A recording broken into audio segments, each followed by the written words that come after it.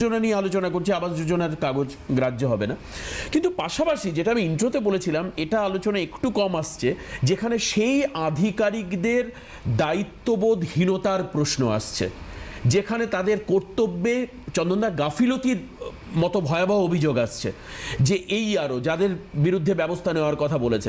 অর্থাৎ এই যে মনিদা যে অভিযোগ করছে, চন্দনদা আপনার কি সত্যিই মনে হয় যে ইচ্ছাকৃতভাবে সরকারি আধিকারিকদেরকে কাজে লাগিয়ে এই তথ্যে গড়মিল করা হয়েছে চন্দনদা, যার জন্য সাধারণ মানুষ এখন আর শুনানির দিন নেই, মানে তাদের নামটা একদম বেমালুম কেটে বাদ চলে যাবে? দেবাশিস, তুমি যদি দুদিক থেকেই দেখো তাহলে দেখবে এই ভিশনটা ভীষণ কন্ট্রাডিক্টরি, সংঘাতমূলক। তুমি একটা জিনিস আমরা প্রথম থেকে বলে এসেছি, এটা আজকের ব্যাপার নয়, এবং এটা শুধু কংগ্রেসি বিশ্লেষণ নয়, সার্বিকভাবে দেখো এটা তো নাগরিকত্বের প্রশ্ন, এটা ভোটাধিকারের প্রশ্ন, এবং নাগরিকত্ব বিশেষভাবে আমরা রেফার করি না, কিন্তু ভোটাধিকার তো একটা বড় অংশ, যেখানে গণতন্ত্রের একটা ব্যাপক পার্ট হচ্ছে কিভাবে ভোটার সিস্টেম কাজ করবে।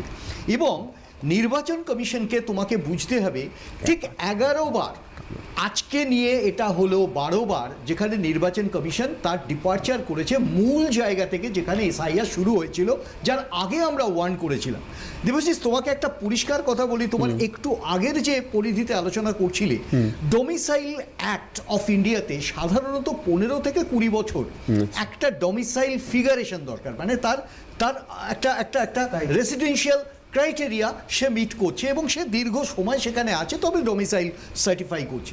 ইন্টারেস্টিং পার্টটা হচ্ছে অন্য জায়গাতে তুমি যদি এটাকে অ্যানালিসিস করো, তাহলে ডোমিসাইলের একটা এরিয়া, তুমি আবাসের কথা বললে বলি, প্রথমত এটা আসছে ধরো ইন্দিরা আবাস যোজনা, তার পরবর্তী সময় কেন্দ্রের ক্ষেত্রে প্রধানমন্ত্রী আবাস যোজনা, সেটাই ট্রান্সফর্ম করেছে, রাজ্যের ক্ষেত্রে আলাদা একটা যোজনা, বাংলা আবাস যোজনা। এখন প্রশ্নটা হচ্ছে, এই আবাস যোজনার ক্ষেত্রে যদি কোনো দুর্নীতি হয়, সেই দুর্নীতির তদন্ত করবেন যে যে যে যে তদন্তকারী সংস্থা বা যাদের আন্ডারে, সেটা কিন্তু ইসিআই নয়, অর্থাৎ ইসিআই নির্দেশে কিন্তু এই তদন্তটা হবে না। যে নির্দেশটা সিবিআই বলো, এর আগে বিভিন্ন ক্ষেত্রে বা ডিপার্টমেন্টাল যেসব ইনকোয়ারিজ, রুরাল ডেভেলপমেন্ট বা হাউজিং ডেভেলপমেন্ট, তাদের এই ইনকোয়ারি সেট আপটা করতে পারে। এখন আমি ওই প্রসঙ্গে যাচ্ছি না এই কারণে যে আমি আজকে একটা জিনিস বুঝতে পারলাম না, ধরো কাউকে সার্টিফাই করা হয়েছে, সার্টিফাই তো করবে ডিএম, সার্টিফাই এডিএম করতে পারেন, এসডিও ভিডিও, কিন্তু প্রশ্নটা হচ্ছে অফিসিয়াল ক্যাপাসিটিতে। এখানে একটা কাউন্সিলরের ভূমিকা বা পঞ্চায়েত সদস্যের ভূমিকা কিচ্ছু না, জাস্ট রেফার করা, যে আমি রেফার করলাম একে, ভেরিফিকেশন করবার দায়িত্ব তো ডিপার্টমেন্টে। আজকে তো তোমাকে বুঝতে হবে নির্বাচন কমিশন নির্দেশিকা কি 7 জনকে বলছেন সাসপেনশনে পাঠাও, কেন?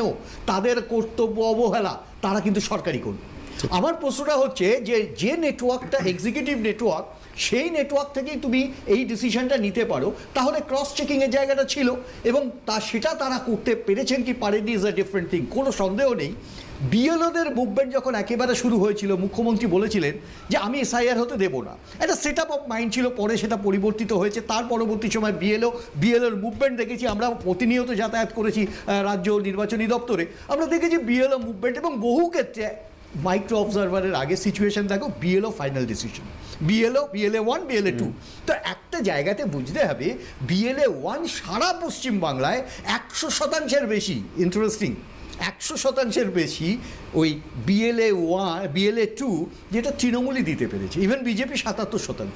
সো আমাকে বুঝতে হবে অরক্ষিত যে জায়গাগুলো, সেখানে তোমাকে কমপ্লিটলি ফেথফুলি বিশ্বাস করতে হবে যে বিএলও যাদের ক্ষেত্রে তার রেফারটা কি।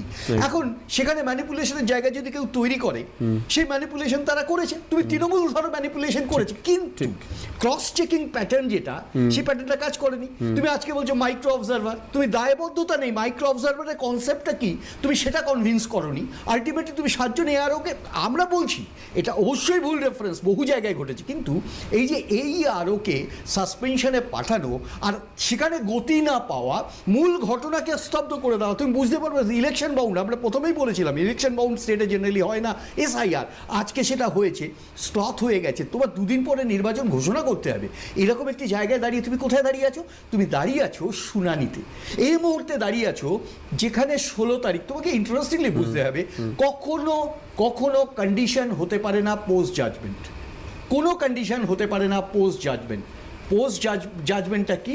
14 তারিখে তোমার হিয়ারিং শেষ, তার পরবর্তী সময়, তার আগে যারা হিয়ারিং করেছে সেই সময় ডকুমেন্টেটিভ চেঞ্জ আনতে পারতো, 16 তারিখে হঠাৎ বললো তুমি ডিসকোয়ালিফাই, অর্থাৎ তুমি গ্র্যাজুয়েট এই এই এই জায়গা থেকে তুমি অ্যাপ্লিকেশনটা করেছো যে এখানে রিকোয়ার্ড গ্র্যাজুয়েশন, আর যখন শেষ দিন হয়ে গেল তার দুদিন পরে বলা হলো না, you have to be a masters in this. এটা তো চলতে পারে না।